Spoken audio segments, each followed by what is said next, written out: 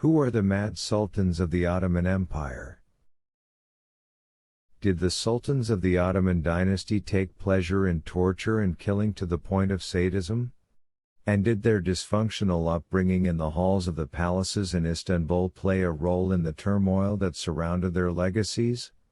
These questions will be answered by examining the histories of two Ottoman sultans, each described as completely insane and utterly sadistic, namely Sultan Murad IV and Sultan Ibrahim the Mad.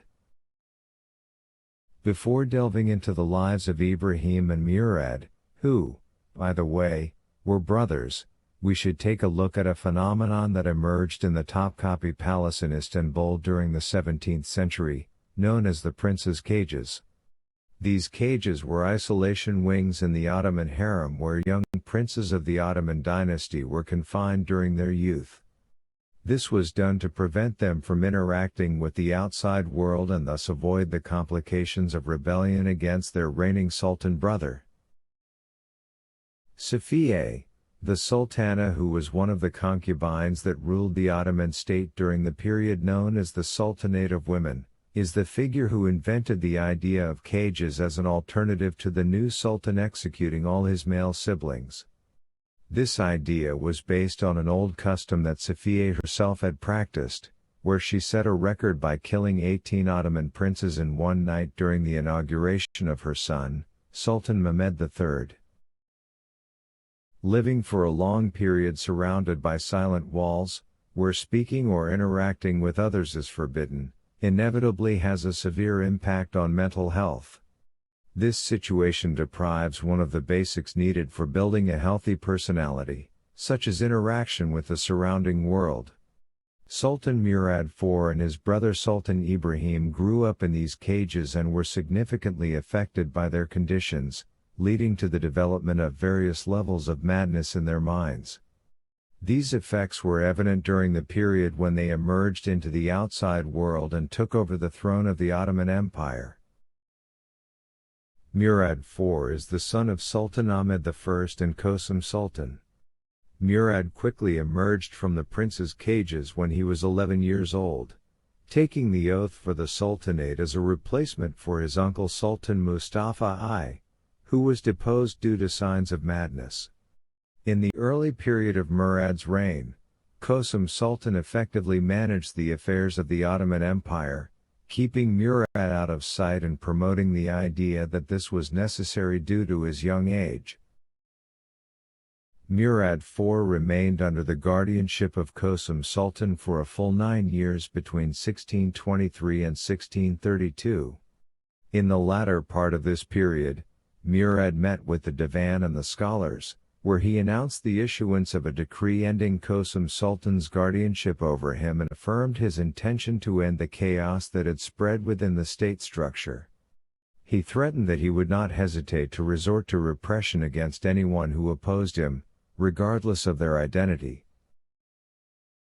Murad IV later proved that his threats were not mere words.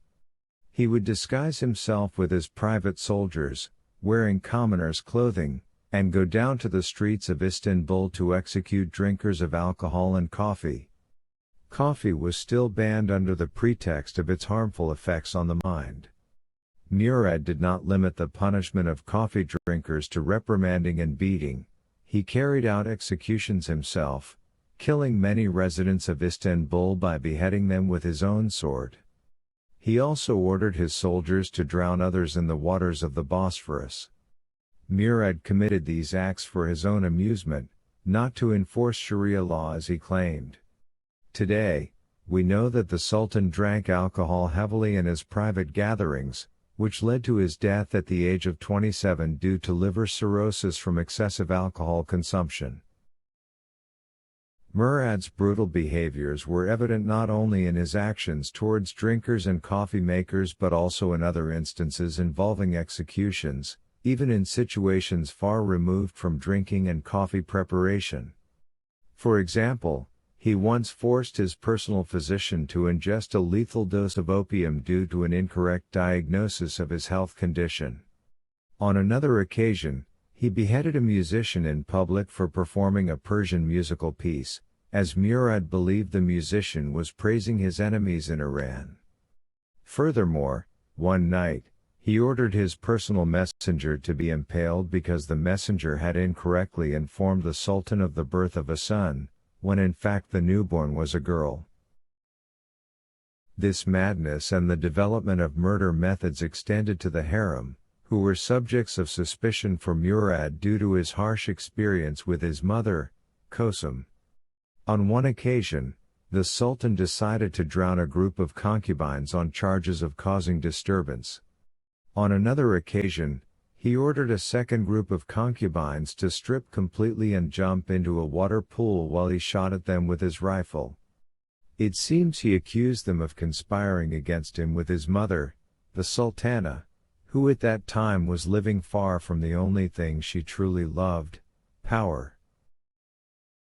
Ibrahim, born to Sultan Ahmed I and Kosum Sultan in 1615, spent his childhood confined in the prince's cages, which led to him being mentally affected by the deadly solitude.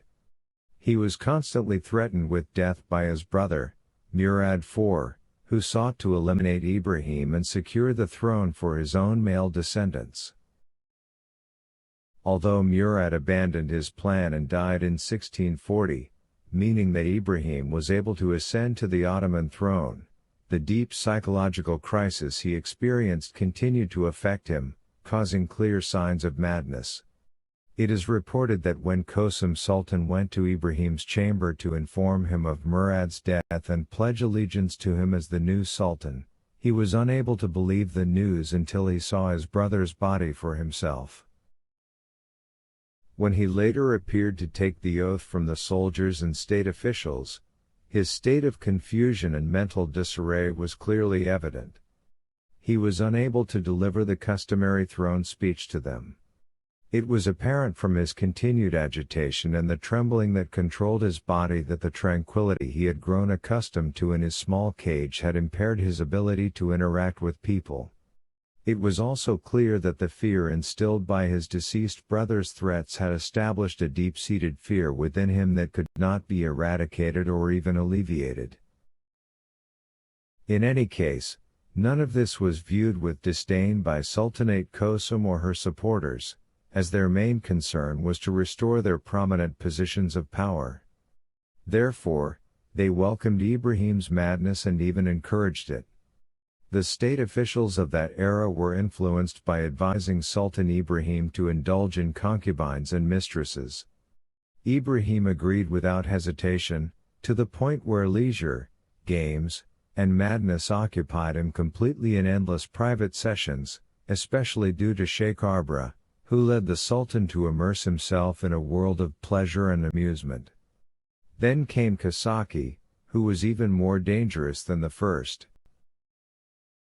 The influence of Kasaki on Ibrahim grew significantly until her orders were obeyed without question.